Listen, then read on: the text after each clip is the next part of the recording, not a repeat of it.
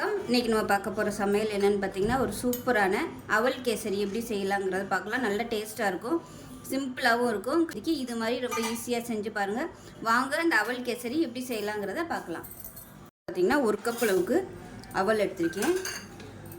So நான் வந்து இன்றைக்கி வெள்ளை அவல் எடுத்திருக்கேன். நீங்கள் சிவப்பு அவல் கூட நீங்கள் யூஸ் பண்ணிக்கலாம், இன்னும் நல்லா ஹெல்த்தியாக இருக்கும்.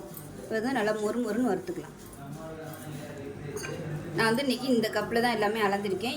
இதே கப்பில் எல்லாத்தையும் அளந்துக்குங்க. இப்போ பாருங்கள், அவல் நல்லா வறுபட்டுருச்சு. இது வந்து மிக்ஸி ஜாரில் சேர்த்து நல்லா நைஸாக பிடிச்சிட்டு பார்க்கலாம். இதில் பார்த்தீங்கன்னா ஒரு 2 டீஸ்பூன் அளவுக்கு எண்ணெயும் நெய்யும் கலந்து வச்சுருக்கேன். இப்போ அதை சேர்த்துக்கலாம். இப்போ எண்ணெய் சூடாகவும் முந்திரி பருப்பும் கிஸ்மிஸ் பழமும் வறுத்து எடுத்துக்கலாம். இப்போ பாருங்கள், கிஸ்மிஸ் பழம் நல்லா பலூன் மாதிரி உப்ப ஆரம்பிச்சிருச்சு. இது வந்து வேறு பிளேட்டுக்கு மாற்றிக்கலாம். இப்போ இதில் 1/4 கப் அளவுக்கு ரவை சேர்த்துக்கலாம். கொஞ்சமாக, இது வந்து ஒரு டேபிள் ஸ்பூன் அளவுக்கு இருக்கும். இதை வந்து லைட்டாக வறுத்து விட்டுக்கலாம். இப்போ ரவை நல்லா வறுபட்டுருச்சு. இந்த ஸ்டேஜில் நம்ம பொடிச்சு வச்சுருக்க இந்த அவலையும் சேர்த்து ஒரு பரட்டி விட்டுக்கலாம். இப்போ இந்த ரவையை சேர்த்து நல்லா ஒரு பரட்டி விட்டுட்டு பக்கத்தில் வந்து தண்ணி நல்லா கொதிக்க வச்சுருக்கேன். இப்போ அந்த தண்ணியை வந்து ஊற்றிக்கலாம். ஒரு கப்புக்கு நான் வந்து 3.5 கப்பு தண்ணி எடுத்துருக்கேன். இப்போ அந்த தண்ணியை வந்து அப்படியே அதில் சேர்த்துக்கலாம்.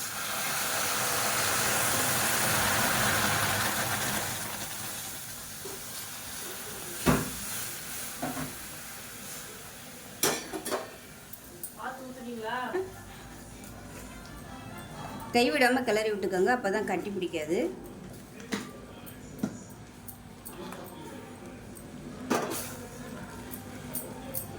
இப்போ இதில் நம்ம எடுத்த கப்பில் ஒரு 1/4 கப் அளவுக்கு பால் சேர்த்துக்கலாம்.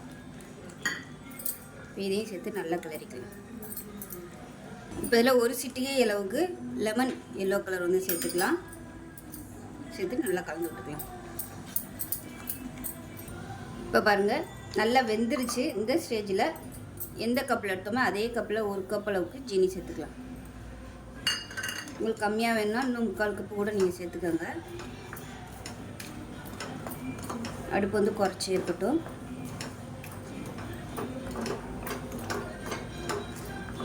இப்போ இதில் நெய் சேர்த்துக்கலாம்.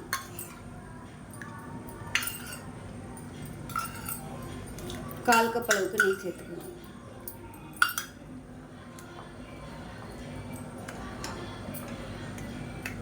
இப்போ இது கூடவே வறுத்து வச்சுருந்த முந்திரி கிஸ்மிஸ் பழத்தையும் சேர்த்துக்கலாம்.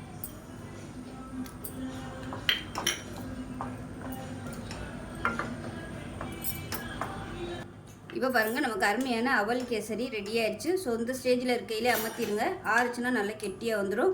ரொம்ப ஈஸியாக பண்ணக்கூடிய அவல் கேசரி ரெடி ஆயிடுச்சு.